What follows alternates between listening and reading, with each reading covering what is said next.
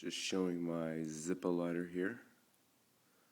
This was a black Zippo, and all I did was sand all the paint off. Well, most of the paint off anyways. A couple spots there, and the 2 dots on the back. You can still see some remnants, I guess, of it, but it worked out pretty nice. I now have a, I would say, brushed brass Zippo, 2 for the price of 1 there. Finish turned out pretty good. I just started with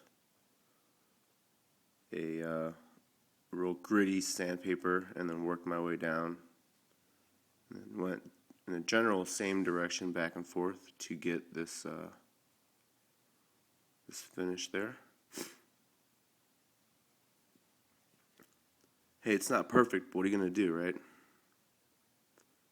This lighter only cost me like $10 at Walgreens. And there it is.